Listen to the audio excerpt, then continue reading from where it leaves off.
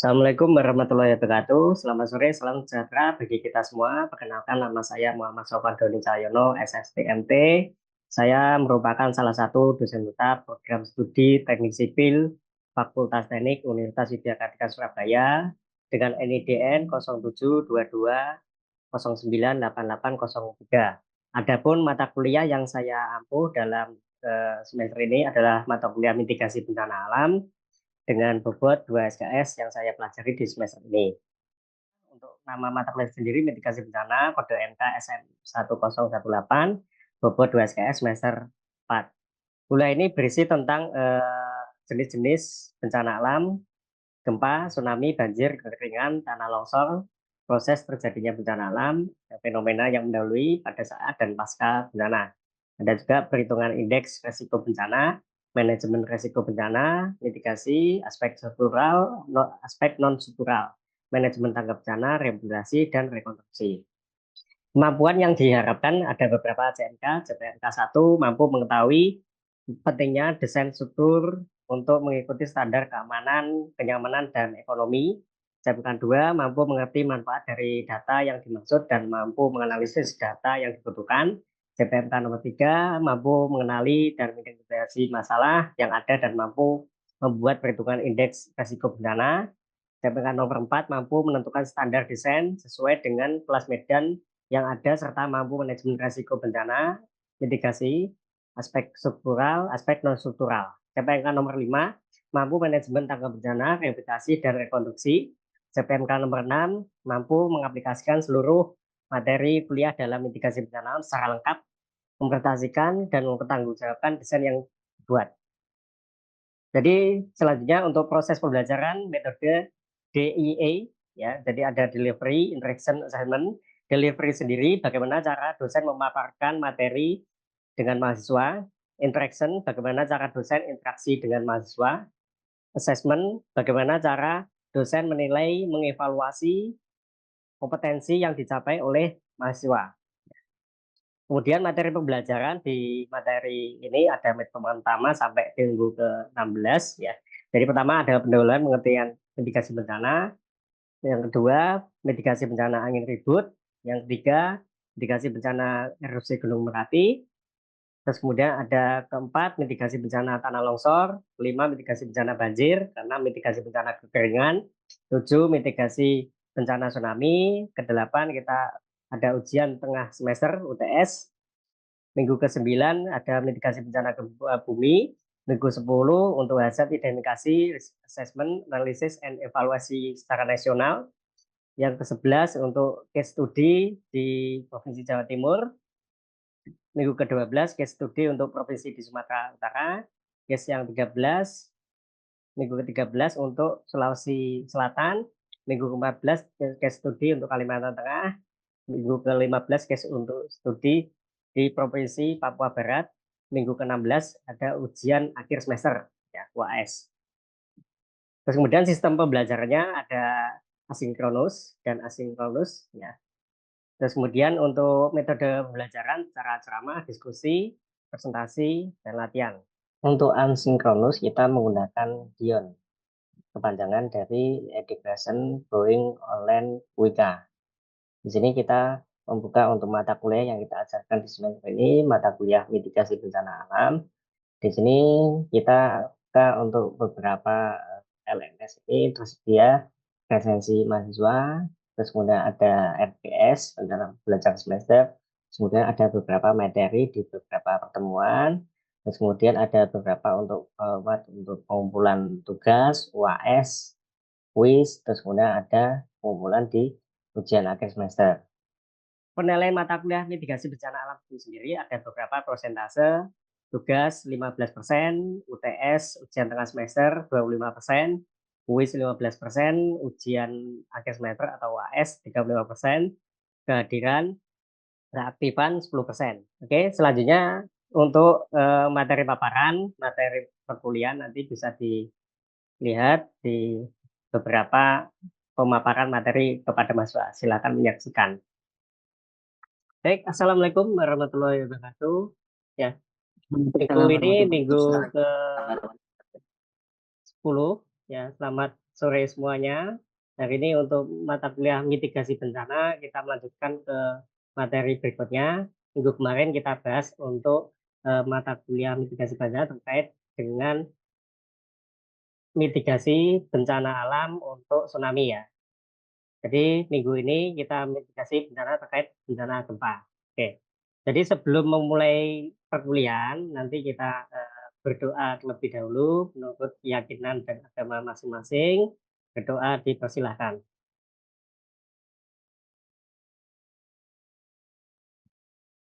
Berdoa selesai.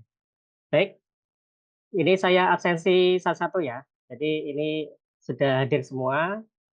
Muhammad Iqbal hadir, terus kemudian Mas Rizal, Mas Kevin, terus ke Eklesia, Pak Swadi, Pak Eri, Pak Ricardo, Titan, Hairul, dan Santibola. Jadi full ya. Jadi semua hadir semua ya. Oke, jadi kita lanjutkan untuk materi ini untuk mitigasi bencana alam. Kemarin sudah kita bahas terkait dengan mitigasi terkait dengan apa? eh, Mitigasi peringatan dini untuk beberapa item untuk tsunami ya. Mungkin saya ingin untuk melakukan review terlebih dahulu ya. Terus ini saya berikan pertanyaan bagaimana cara untuk mitigasi mekanisme terhadap langkah-langkah tsunami. Silakan bisa dijawab. Langkah untuk mitigasi bencana tsunami itu yang pertama mekanisme terjadinya tsunami, yang kedua tanda-tanda terjadinya tsunami, yang ketiga early warning sistem tsunami, dan yang keempat simulasi terjadinya tsunami. Oke, oke, terima kasih. Jawabannya sudah tepat. Ya. Ini membahas terkait dengan mata kuliah mitigasi bencana, materi belajarnya hazard identifikasi, risk analysis and evaluasi secara nasional. Untuk CPMK sendiri, mahasiswa mampu mengetahui langkah-langkah untuk memitigasi, indikator untuk asesmennya, ketepatan menjawab, kebenaran menjawab, dan diskusi. Tentu berdasarkan pengamatan selama diskusi, bobot 5%. Ya. Oke, hari ini untuk saya share untuk materinya. Oke, di sini untuk minggu ke-10 kita bahas untuk terkait dengan mitigasi bencana alam dengan bencana gempa ya. Jadi tujuan studi ini memberikan pemahaman terkait dengan beberapa item untuk upaya dalam mitigasi bencana alam, terus kemudian meningkatkan upaya mitigasi secara maksimal, dan tujuan yang lain mahasiswa itu mampu mengetahui langkah-langkah dan mitigasinya, terus kemudian mahasiswa mengetahui langkah-langkah mitigasi bencana secara real dengan suatu studi kasus ya. Jadi di mitigasi bencana kita terkait dengan peraturan perundang-undangan, jadi ada Undang-Undang RI 2007 nomor 24 ya tentang penanggulangan bencana, kemudian peraturan pemerintah Republik Indonesia nomor 21 tahun 2008 tentang penyelenggaraan penanggulangan bencana, terus kemudian ada peraturan pemerintah nomor 22 tahun 2028 tentang pendanaan dan pengelolaan bantuan bencana ya. Terus kemudian peraturan pemerintah nomor 23 tahun 2008 tentang peran serta lembaga internasional dan lembaga asing non pemerintah dalam penanggulangan bencana. Oke ya. Nah, terus kemudian dari mitigasi bencana itu sendiri itu suatu gangguan yang dianggap serius ya, jadi terhadap berfungsian untuk masyarakat sehingga itu bisa menyebabkan kerugian ya. Jadi kerugian secara meluas baik untuk secara manusia dari segi materi, lingkungan, ekonomi ya ini bisa melalui untuk beberapa mengatasi sumber daya mereka sendiri. Jadi sumber bencana itu sendiri itu baik dari alam ya, terus kemudian baik dari ulah atau perbuatan manusia. Jadi sumbernya ada dua ini. Ya. Terus kemudian kita ada jenis-jenis bencana, jadi ada bencana geologi, gempa bumi, tsunami, letusan gunung berapi, bencana longsor, terus kemudian ada bencana iklim, banjir, kekeringan, letupan, badai, ya. Terus kemudian ada bencana lingkungan itu contohnya ada pencemaran lingkungan, ya, air, udara, tanah, terus kemudian ada bencana sosial, ada kehancuran budaya, budaya tidak beli, KKN, politik, tidak mengenal rakyat, dan lain-lain. Ya, ini terkait dengan beberapa jenis bencana. Jadi korban bencana yang mitigasi bencana alam ini adalah, adalah beberapa item ya. Jadi ada kerusakan lingkungan, terus kemudian, untuk manusia secara fisik, mental, dan sosial, ya. Terus kemudian ada hasil pembangunan, itu ada pembangunan jalan, infrastruktur bangunan, rumah sakit, dan sebagainya. Ini bisa mengalami korban bencana secara hasil pembangunan. Nah, dari bencana Indonesia itu di tahun 2023 ini ada secara data, jadi ada sebaran dari bencana periode 1 Januari sampai 2 Mei. Ini ada beberapa kejadian ya. Jadi kejadian bencana ada gempa bumi, erupsi gunung Merapi, terus kemudian ada banjir, ya, terus kemudian cuaca ekstrim, tanah longsor, kebakaran hutan, terus kemudian ada gelombang pasang, abrasi, kekeringan. Jadi dampaknya itu secara nasional itu ada beberapa rumah rusak ya. Ini total ada 10.770 ya. Jadi ada terdiri rusak berat, rusak sedang, rusak ringan ya.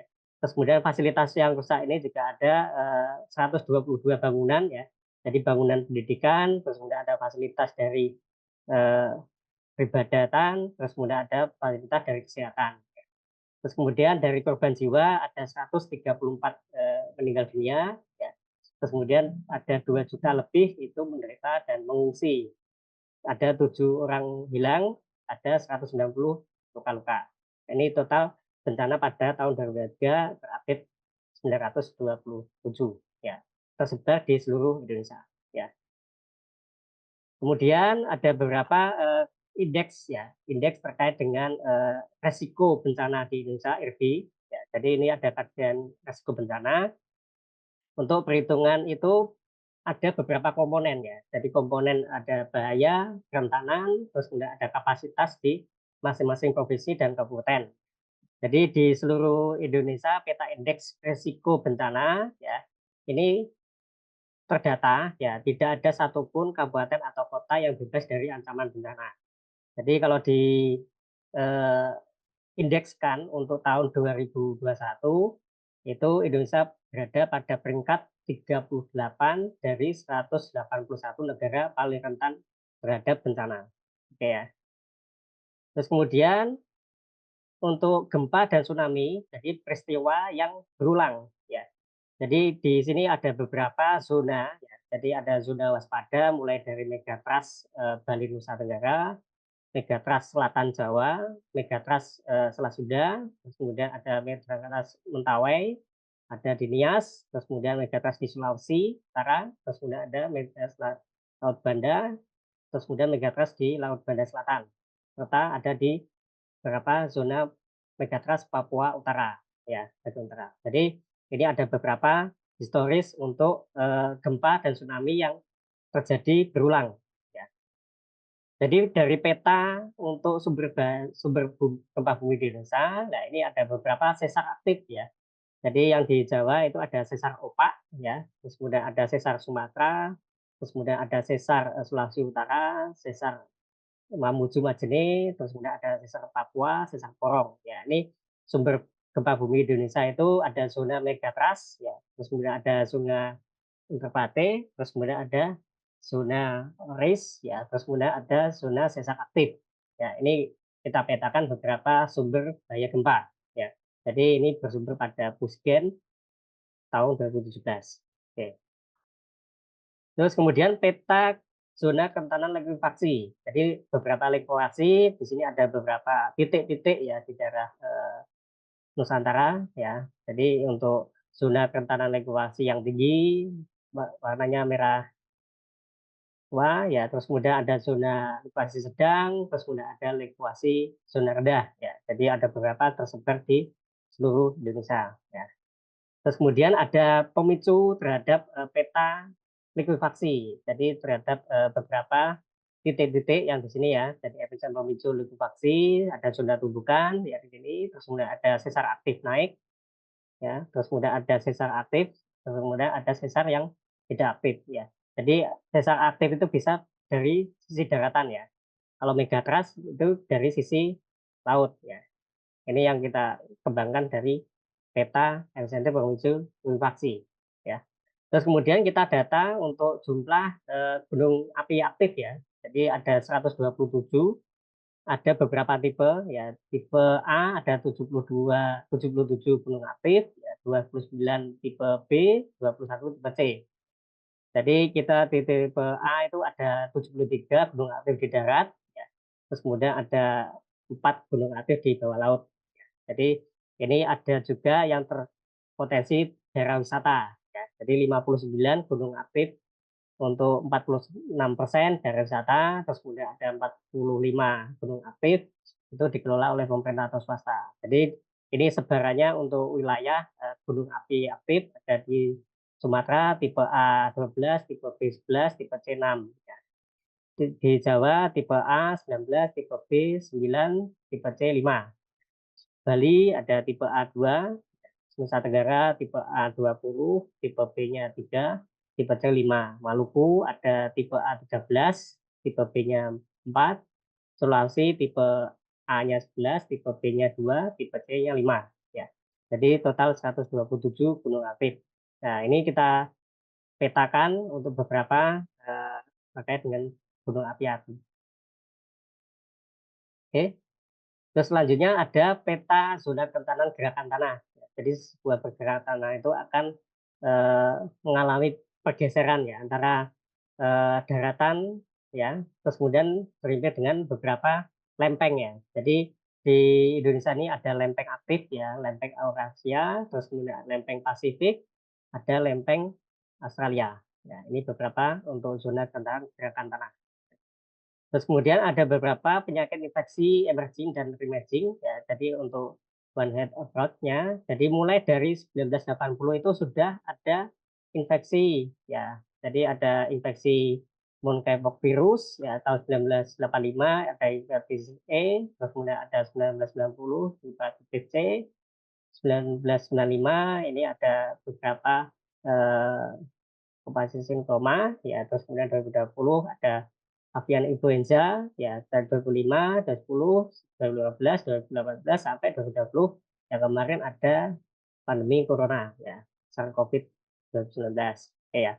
Nah, ini perlu adanya beberapa kesehatan manusia, hewan, ekosistem saling berkaitan ya. Jadi 70 sampai 80% penyakit emerging diketahui bersifat zoonotis ya. Jadi resiko meningkat karena perubahan lingkungan juga, terus kemudian faktor urbanisasi, terus kemudian ada perjalanan perdagangan secara internasional. Jadi asal tujuan orang bepergian ya.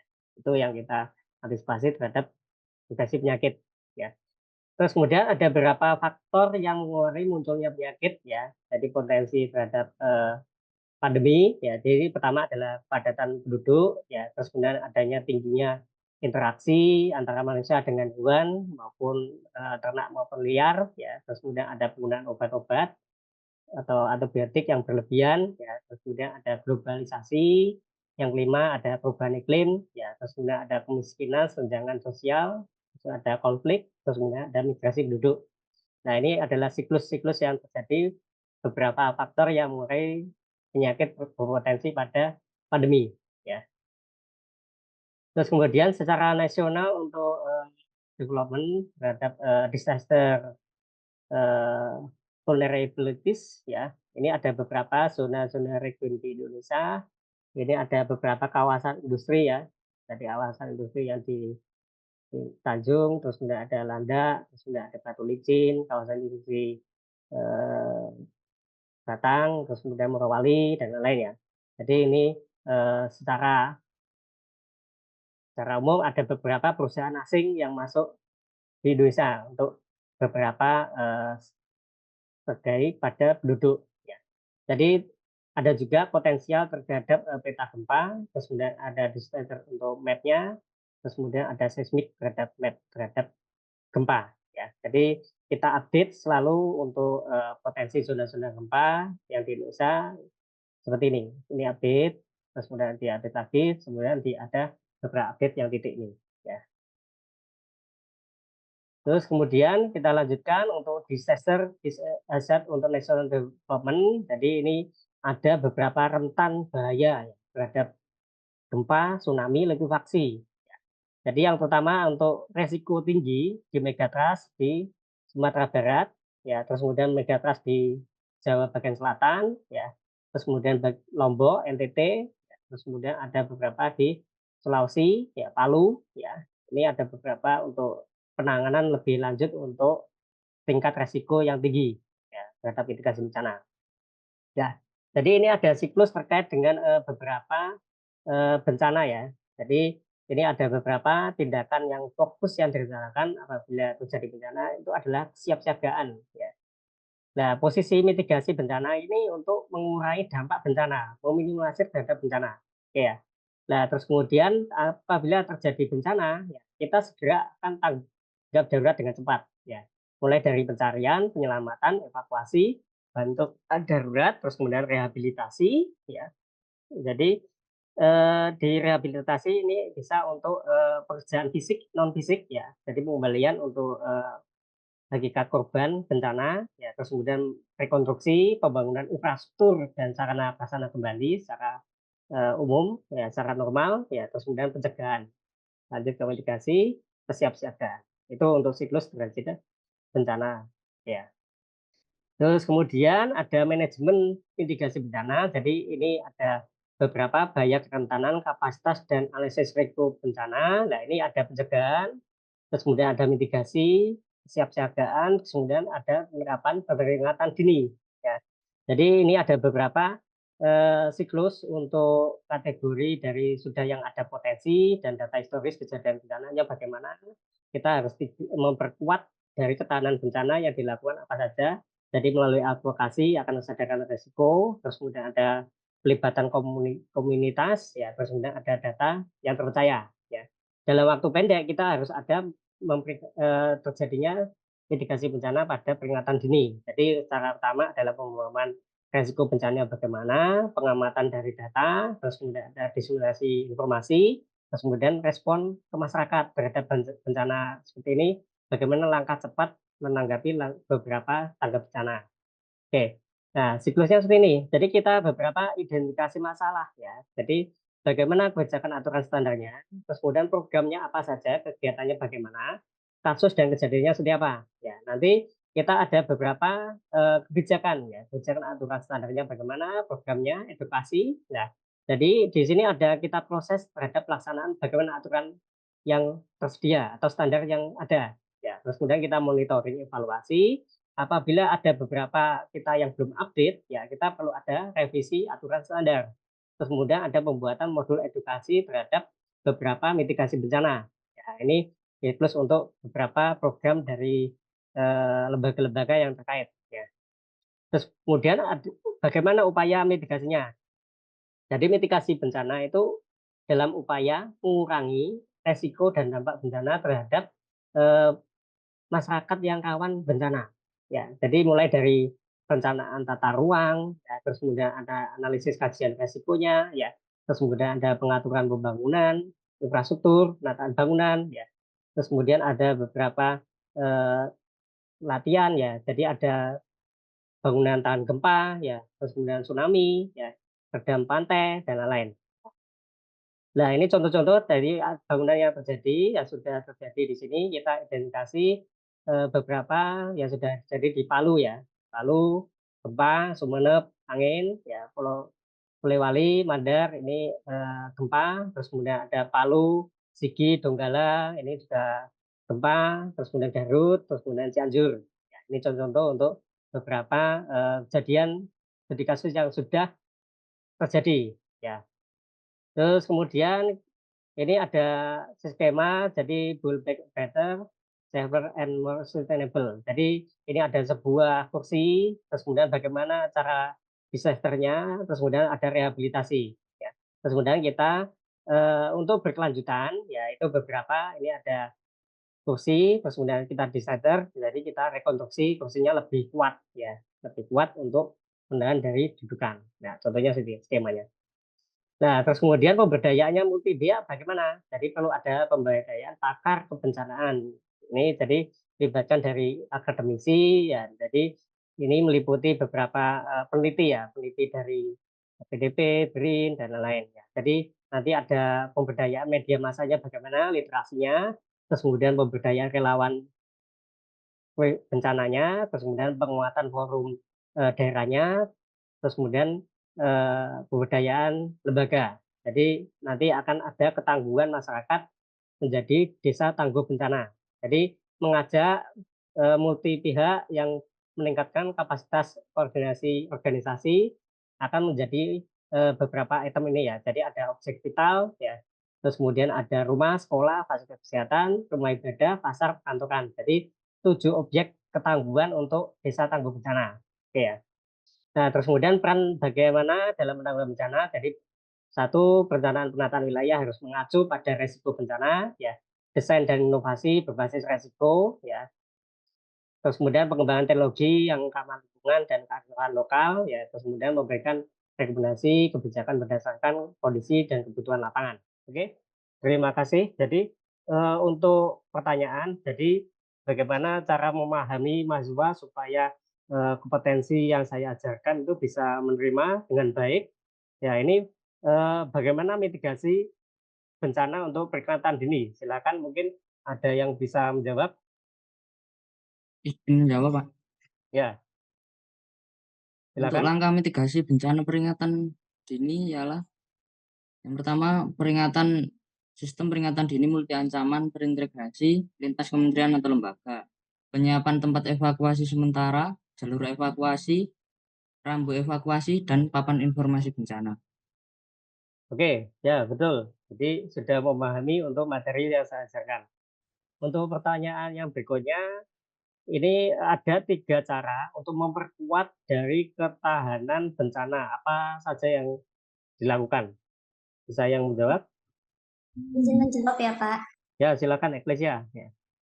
Advokasi akan kesadaran resiko, pelibatan komunitas, dan data yang terpercaya. Oke, betul. Jadi upaya dalam mitigasi bencana kita beberapa untuk mitigasi bencana penanggulangan itu secara baik dan benar ya.